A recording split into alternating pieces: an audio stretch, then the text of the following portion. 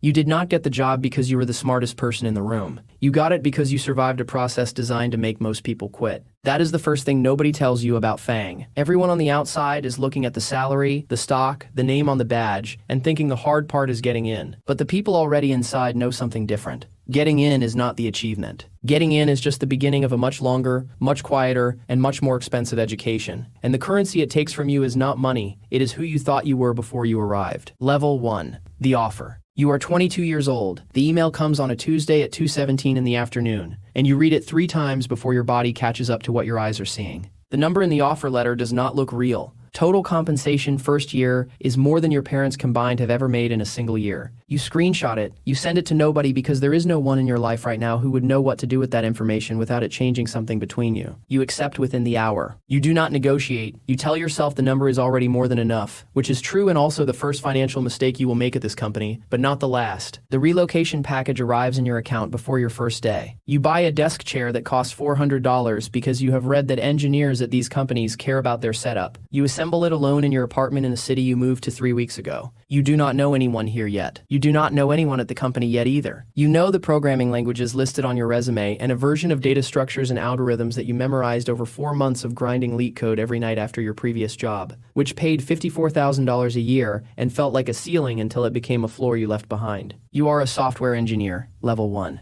L3 at Google, E3 at Meta, SDE1 at Amazon. The title changes depending on the company. The experience is the same. You are the newest, the least tenured, the most uncertain person in every meeting you walk into. You feel this. Everyone can see that you feel it, but nobody says anything because they all remember feeling it too. The work is harder than your interviews suggested. Not algorithmically harder, but contextually harder. The codebase is enormous in a way that the word enormous does not actually prepare you for. You pull the repository on your second day and realize that what you were looking at is not code so much as archaeology. Layers of decisions made by engineers who are now at other companies or who have been promoted so far up that they no longer write code. You do not know what half the internal tools are called. You do not know the acronyms. There are so many acronyms. You write them down in a notebook and feel like you are studying for an exam you are already taking. The first rule: your technical skills got you the offer. Your ability to ask questions without apology will determine whether you survive the first year. The learning curve does not last forever, but it lasts longer than you expect. And somewhere around month 4, when you finally ship your first significant feature, when you see something you built running on infrastructure that serves hundreds of millions of people, something shifts. The number that seemed unreal in that offer letter starts to feel like it might be exactly what the difficulty is worth. But then, you see what the person sitting next to you, a senior engineer 3 levels above you, is making in total comp.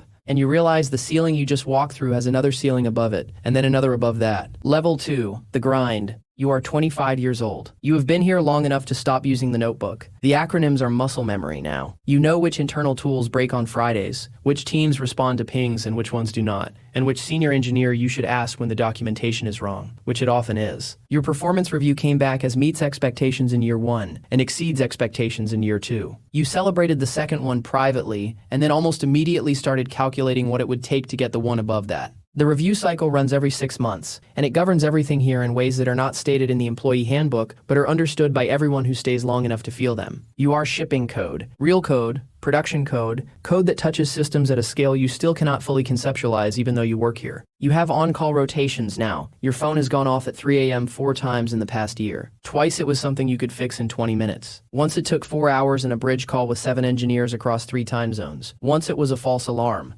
All 4 times your heart rate did the same thing when the alert came through. You do not think that part gets easier. The compensation is good. It is very good. Your base salary is $178,000. Your stock vests quarterly now that you are past the cliff. Your total comp this year will land around $280,000, and you are 25 years old, and you know intellectually that this is an extraordinary amount of money, and yet you also know 3 people on your team making twice that. That knowledge does not ruin what you have, but it recontextualizes it constantly. You start optimizing, not your code, yourself. You read about leveling rubrics, you find the internal promotion guidelines, and you read them the way you used to read LeetCode solutions, looking for patterns, looking for what the system is actually rewarding versus what it says it is rewarding. You learn that the system rewards impact, not effort, not hours, not clean code in isolation. Measurable, attributable, large-scale impact, and you start reverse engineering your work to produce it. This is either a sophisticated and rational response to the incentive structure you are operating inside, or it is the beginning of a certain kind of hollowing out. You do not stop to decide which one it is, There is no time to stop. The second rule, at this level you are not just writing code, you are building a record of decisions that a promotion committee will read 6 months from now without knowing you, without context, and without any sense of what it actually cost you to produce it. Here is what they do not tell you about the grind. It works. The people who track their impact, who communicate upward, who make their work visible, who volunteer for the high-stakes projects, they get promoted. The system is not random, but the thing the system cannot tell you is what you are trading in for the promotion. And you will find out when you get there. Level 3, the promotion. You are 27 years old. Your manager calls you 30 minutes before the calibration results are released. This is how you know it is good news, because bad news arrives in the meeting, not before it. You are promoted to senior engineer, L5 at Google, E5 at Meta, SDE2 at Amazon, depending on where you are. The level that at most of these companies is considered the terminal level, the level you are expected to reach and stay at indefinitely if you choose to. The base salary adjustment is $40,000. The new stock grant is significant. For approximately one afternoon, you feel like you have arrived somewhere. Then you read the senior engineer rubric for the level above you, and the arrival feeling dissolves into something more familiar, which is orientation toward the next thing. But something has actually changed. The nature of the work has shifted in a way that the title does not fully capture. You are no longer primarily an executor. You are expected to be a force multiplier, a phrase you will hear so many times in the next year that it will lose all texture. But the meaning underneath it is real. You are expected to make the engineers around you more effective. You are expected to define the technical direction for your team, not just implement it. You are expected to have opinions about architecture and to defend those opinions in rooms where other senior engineers have different opinions, and the disagreement is the point of the meeting. You are not always right in those rooms. You have learned to be wrong cleanly, which means acknowledging it fast, updating your position, and moving forward without spending energy on defending what you already said. This is harder than it sounds. There is a version of ego that builds up over years of being technically strong and being right more often than not, and that ego does not appreciate being renegotiated in a design review with 8 people watching. The scope of your decisions has widened. The things you build now touch more systems, involve more teams, and carry more downstream risk. You feel the weight of this differently than you felt the weight of the codebase in year 1. This is not the weight of not knowing.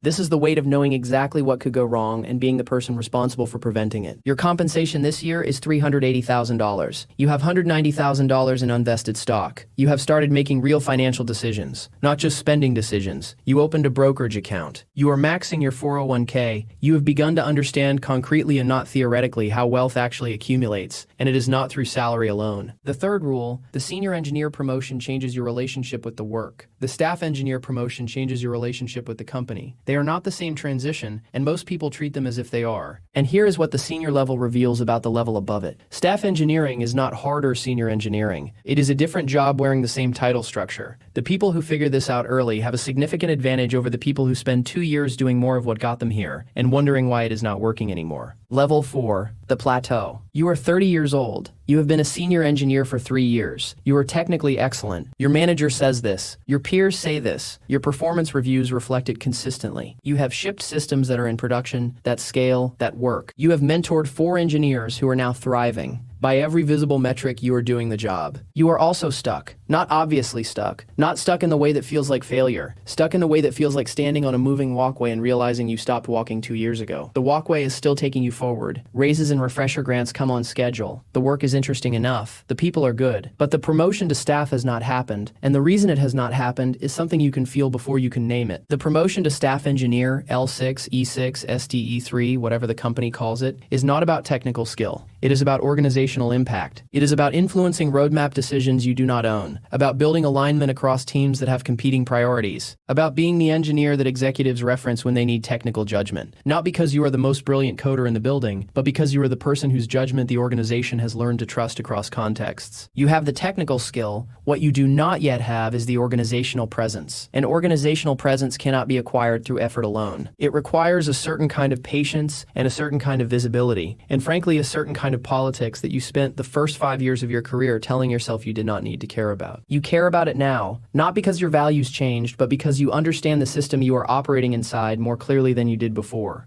And the system is not going to bend toward you. You have to move toward it. You start doing things that are not in your job description. You write internal documents that synthesize technical decisions across teams. You present at all hands meetings you were not invited to but asked to join. You build relationships with product managers and engineering managers in adjacent organizations. You make your thinking legible to people who are not engineers. This is uncomfortable. You do it anyway. The fourth rule, the plateau is not a sign that you have stopped growing. It is a sign that the thing you need to grow into cannot be built through individual output. It requires influence. and influence takes longer to build than skill. The engineers who get stuck at the plateau permanently are not the ones who lack ability. They are the ones who wait for the organization to recognize what they have already demonstrated. The organization is not watching. You have to make it watch. Level 5, the staff level. You are 33 years old. The promotion came 8 months ago. No ceremony, no announcement beyond a Slack message from your manager and an email from HR with the compensation details. Your total comp at staff level is $620,000. The number is large enough that you have stopped using it as a reference point for how you feel about the work, which is either psychological maturity or dissociation, and some days you are not sure which one it is. The job is fundamentally different now. You are in fewer meetings where code is discussed. You are in more meetings where direction is decided. You author technical strategy documents that shape what dozens of engineers will build over the next 2 years. You are asked your opinion by vice presidents who could end your employment with a single decision, and who are genuinely asking because your answer will inform theirs. The scope is intoxicating and also isolating in a way you did not anticipate. The people you came up with, the engineers from your L3 cohort, are at different levels now. Some are still senior, some left for startups, and one is a director. The social architecture of the job is reorganized around you without you realizing it, and you have fewer peers than you used to. The conversations you can have about what the work is actually like, not the surface version, but the real version, are fewer and happen in smaller rooms. You have equity that has vested. You have made financial decisions that your 22-year-old self, the one assembling the desk chair alone in a new city, could not have imagined needing to make. You work with a financial advisor now.